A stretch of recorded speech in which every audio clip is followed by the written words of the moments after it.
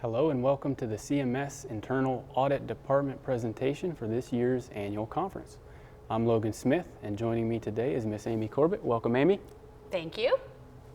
We're going to be talking today about some new updates. We've also got some important reminders. We're going to share some audit statistics from this year and also some additional resources that are available. We'd also like to welcome you today and thank you for being here with us. Amy, let's share our staff changes with them first. So we have a new director of accounting and auditing. Kristen Middleton joined our team this spring, and we are happy to have her on board. The rest of the audit team remains the same as it was last year. Just a reminder that we have a department audit email that is schoolfunds@cms.k12.nc.us, and that is available. All of the auditors have access to it to help answer questions. We've had a lot of staffing changes in the schools this year. We've got quite a lot of new financial secretaries and treasurers on board with us. We want to take this opportunity to welcome you. We've met most of you at this point, and there are a few that we are still looking forward to meeting and working with. We are currently conducting new financial secretary trainings virtually, and we also have additional supplementary training resources available on our website.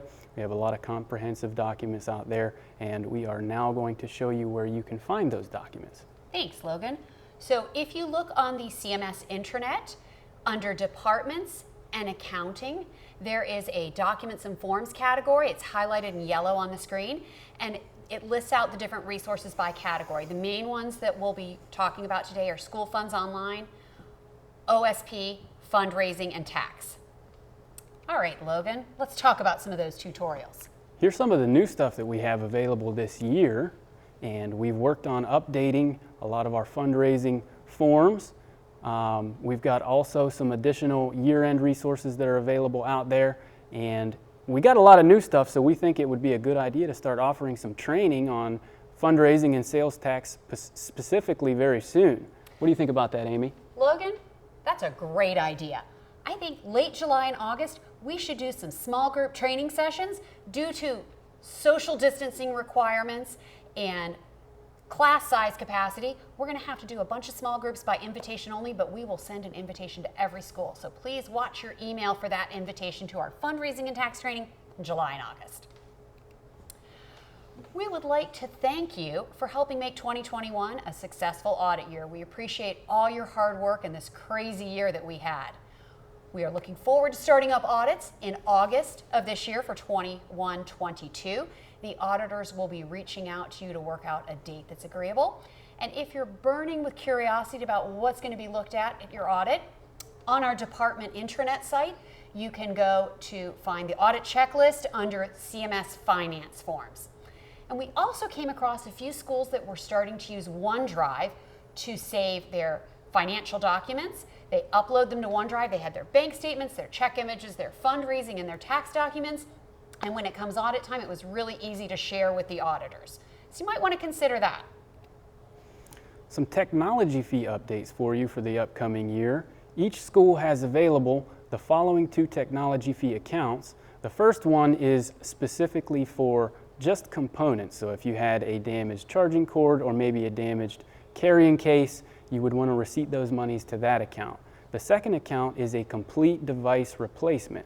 So in that case, where maybe a Chromebook was damaged or not turned in, or an iPad, the money should be receipted to that account. And be very specific when receipting those monies. You want to put them in the appropriate account, because what we're going to do with that money is issue a check to the CMS Board of Education, and you're going to direct that check to Jan Melton in technology. And once she receives the money, it will be recorded separately in the appropriate account, and then the school will be able to request additional components or devices from there. When you remit that check to Jan, please be sure not to include any other CMS fees, such as media fees or damaged textbook fees. Only include these technology fees specifically. And anytime a check is remitted, whether it be to Jan Melton or accounting for a fee collected on behalf of CMS, be sure to include pertinent backup, just substantiating the money that you're sending to them so it can be recorded appropriately. We have some additional details in our year-end closeout presentation about the technology fee specifically, if this is the first time you're hearing about that, you may want to reference that presentation too. All right. If you are asked to sign a lease agreement or electronic terms and conditions by a vendor, reach out to procurement for guidance on that. They have some information that would be helpful with that, and will also know when it needs to be referred to the legal department for those terms and conditions.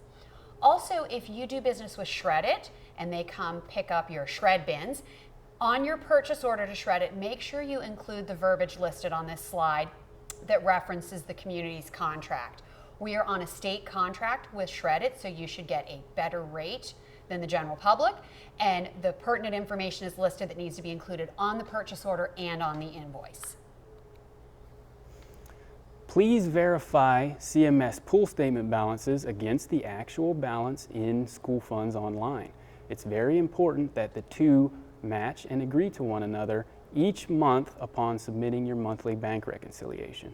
This step is crucial at year end because we report our numbers both to the CMS Board of Education and also to the public, so we want to disclose accurate numbers. These numbers also include the scholarship account balances, so take those into account as well. A brief word on filing and retention policy. Be sure to keep the most recent fiscal year on hand in your office. It's perfectly fine to go ahead and box records up, but make sure they're clearly labeled and easily accessible, and certainly make sure someone at the schools knows where the records are and we can easily access those when we come to a school for an audit. Lastly, retain all financial records and payroll records for 5 years plus the current year. All right, so let's talk about school pictures. CMS Board Regulation JJE-R requires that schools get at least 2 quotes from photographers. Once you have those quotes, the school needs to make the decision, not the PTA, not the PTO, not the PTSA, Booster Club, or any other support organization. The school makes a decision on which photographer you would like to select. Once you have selected that photographer, you need to send copies of your quotes along with the selected vendor and the reason you chose that vendor to procurement. Couple of reminders in that board policy. The minimum commission that your school should be receiving is 20% on gross sales. That means everything that photographer's selling, whether it's pictures, whether it's retouch, whether it's add-ons, you get a minimum of 20% on all sales. You can shoot for more. We have a lot of schools that are getting a 50% commission on their school pictures. Also, the minimum package that must be offered for an individual photo is $10. There can be more expensive packages on offer, but they have to have a minimum $10 package for individual pictures. And for any group pictures at the school, it cannot exceed $10. Remember that your school should have a login to the photographer site to review online sales if the photographer is collecting money directly from parents.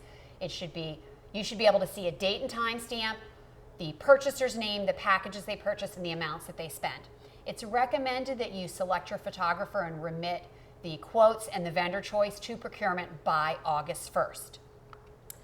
Now, very close to pictures, we've got yearbooks in that same board regulation, JJE-R.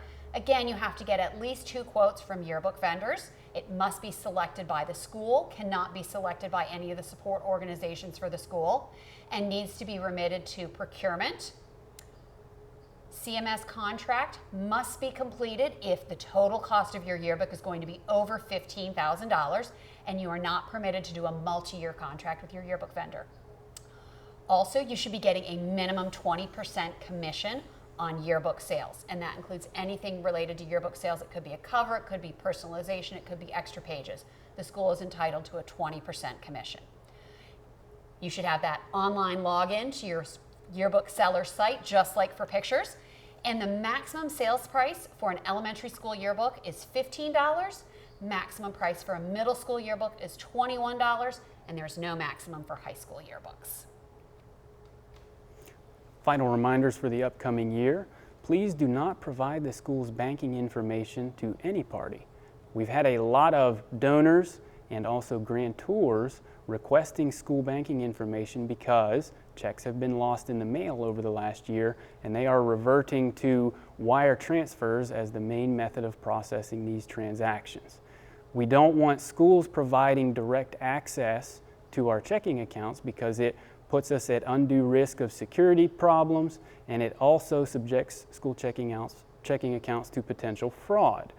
Central office does have the ability to process these transactions on behalf of the school, and we don't want our schools to lose out on these potential fantastic opportunities.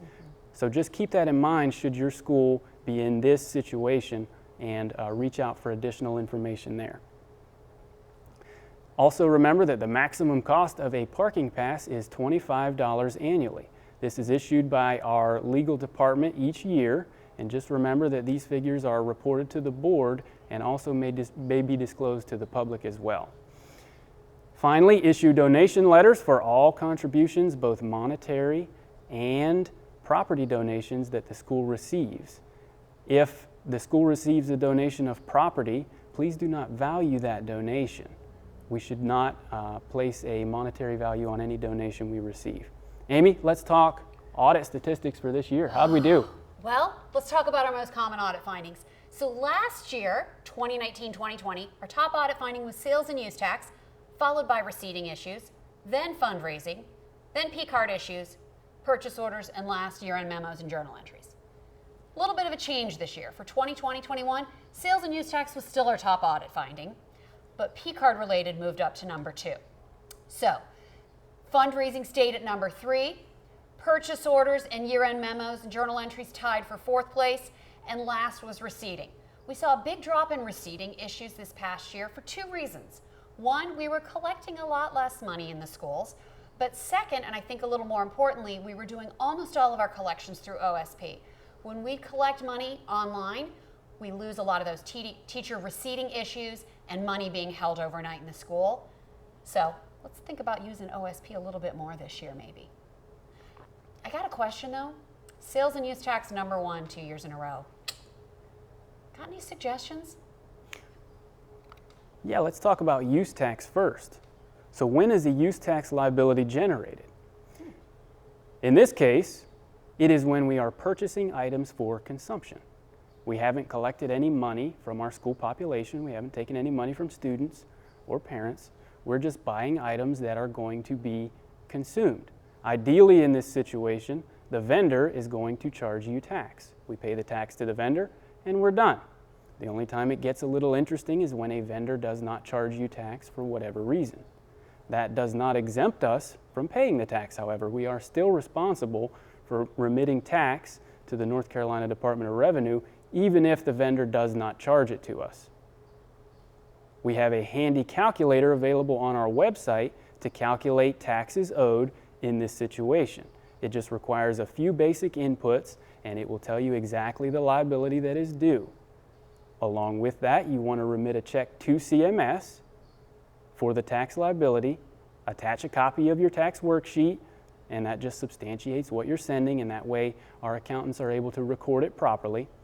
And also, in SunTrust, we're talking P-card tax here. Very similar procedure, but it just looks a little bit different because it's a different system.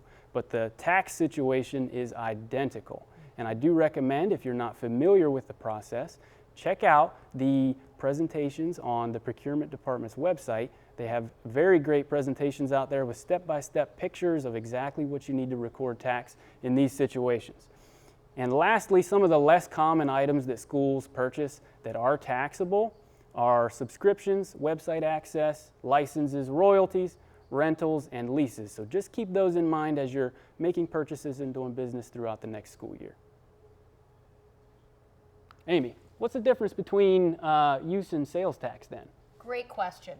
So sales tax applies when we are collecting money from people and they are walking away with a tangible physical item or access to an online website or subscription. So basically, we're collecting money, they're getting an item or access in exchange. We have to then calculate our sales tax based on collected receipts. This is the only time we're not going to pay tax to our vendor. Best way to handle this, when you set up your activities in OSP, on the second tab of the product setup, You can mark those items taxable and then run your taxable transactions report in OSP. When you're receiving those sales in SFO, you can mark that receipt taxable and run the SFO taxable sales report each month. If you accidentally forget to mark that SFO receipt taxable, you can use our tax worksheet, the Fundraising Receipts tab, to enter in the receipt information, and it will let you know how much sales tax you owe. So every month you need to pay your sales tax. You want to make sure you write that check to CMS Board of Education, send it to accounting, along with all of your backup, that OSP report, your SFO reports, and your tax worksheets. That helps our accountants know what type of tax you're paying and where to record it. How about P-Card? So some P-Card resources that are available to you. Just keep in mind the P-Card photo guidebook is updated throughout the year, so you always want to be sure to have the most current one. Things get added, things get taken away. And just keep in mind also that that P-Card photo guidebook is not all inclusive. So if you're looking to purchase an item maybe that's not included in the guidebook, that doesn't necessarily mean it's okay. I would reach out to procurement for clarification on those items, just to ensure we don't purchase something that's prohibited. I use the P-Card photo guidebook all the time, and I don't really like to scroll through it because it's pretty long. My favorite way to use it is to press Control F on my keyboard, enter what I'm looking for, and it will take you to the exact point in the guidebook where that item is mentioned. That's a much more efficient way to use it. Keep in mind also that we're no longer allowed to purchase PPE on our P-Cards. There are new guidelines and restrictions on those, so just refer to the appropriate documents there. And also, in general, we do not buy any durable items on the P-Card. That includes furniture, technology, computers, things of that nature. And also, it includes food and or customized items. And also remember the 7-day window for P-Card purchases. In 7 days, we can spend $1,000 to a single vendor, but that also applies to the same commodity. So if I purchase $1,000 of pencils from Staples, I can't purchase any more pencils in that 7-day window, even if I use another vendor. All right, let's talk about fundraising a little bit. We have the new fundraising report and amendment available on our website, so start using that one. Just remember, we need to allow sufficient time for all the approvals. The principal needs to approve that fundraising report or amendment. The Financial Advisory Committee, which is made up of at least one teacher, at least one parent, and 2 other members, but cannot include your financial secretary or treasurer. And finally, your learning community superintendent needs to sign that fundraising report or amendment. You cannot start any of your activities listed on that report until you have the completed signed copy back. Make sure you file those. We look for those when we come out on our audits. And then remember, when you are done with your fundraiser, within 2 weeks of the end of the fundraiser, you need to complete that fundraising summary. And again, we have a new fundraising summary sheet available on the website, so download that and use that. And in July and August, we're going to be offering some of that fundraiser training, hands-on, using these new forms. Biggest tip to success with fundraising is plan well in advance with your staff. Know when the fundraisers need to start, when you need to place your purchase orders to get your items in, and when the sales are ending so you can wrap up your fundraiser successfully. A few purchase order reminders for you. Just remember that a regular purchase order is required when making a purchase that exceeds $750. A regular purchase order is also required for any standardized items that are purchased, even if it doesn't exceed $750. So if I purchase a printer and it's $100, because it's a standardized item, I'm still required to do that regular purchase order. And there are additional resources on the procurement department's website that detail those different categories in a little more. Limited purchase orders should be completed for all other purchases, and just remember that all purchase orders, both regular and limited, should be entered timely. That means we enter a requisition, that requisition turns into a purchase order, and then we place our order with the vendor. And lastly, the most difficulty you're probably going to encounter with purchase orders is when planning for field trips, because you don't necessarily know how many students are going to be going early enough to put your purchase order in. So we recommend that you put the purchase order in accounting for the entire grade level attending. And then all you need to do is put a note on the purchase order to the vendor that by a certain date you'll provide them with a final headcount, and that'll give you an accurate purchase order, and you'll be able to put it in early enough that it gets finalized before you have to issue your check. Some final year-end close reminders and updates for you here. We did publish our annual year-end closeout presentation, and it's currently available on our website. If this is your first time hearing about this, I certainly recommend pulling that up and looking at it. The main presentation is very comprehensive, but we've also broken it down into a checklist. So just pick the one that best suits your needs. The main responsibility there is just cleaning up our school funds accounts and making sure we start the new year with a clean slate.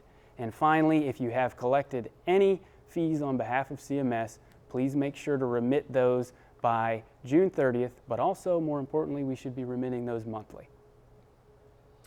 All right, last we'll touch on receding. So, best way to be successful with receding: list all potential collections on OSP. We can list everything there: technology fees, media fees, field trips, fundraisers, club dues, social committee dues for the staff. Let's get it all out on OSP. It helps drastically reduce our audit receipt findings. In addition, if you are collecting cash in the building, review the school receding procedures tutorial on our website under the SFO category. It walks through from the moment a student walks in with money and hands that to the teacher, all the way through to the financial secretary making that deposit at the bank. And it details everything that needs to happen along the way. You are welcome to share that presentation with your staff so they understand what's involved in the whole process. Couple of reminders on that though: teachers cannot hold any money overnight, that is state law, and do not alter dates on receipts, in receipt books, or on teacher turn-in forms. And lastly, with receding, remember to issue those master receipts in SFO every day. So when the teacher walks in and hands you their receipt book, verify the amount of money they turned in matches their teacher turn-in form, matches their receipts in their receipt book. Issue that master receipt to the teacher and set it aside until you're ready to go to the bank. When it's your deadline time for going to the bank, take all your master receipts for the day, add them together, fill out your deposit slip, go to the bank, make that deposit. When you come back, you can get all of your finalized paperwork together before you call it a day. And you're allowed to take some time off. Just remember that if you're out of the building for the day, another staff member needs to be responsible for depositing money at the bank. All they're going to do is count the money that comes in, make sure it matches the turn-in form, fill out the deposit slip, take it to the bank, and leave you a nice little stack with the teacher receipt book, the teacher turn-in form, and the bank deposit slip. When you return to the office, you'll complete the paperwork in SFO to record those receipts. That concludes our presentation for this year's summer conference. We thank you for taking a few minutes and spending some time with us. We're very much looking forward to getting out in the field and seeing you all very soon, and thank you again.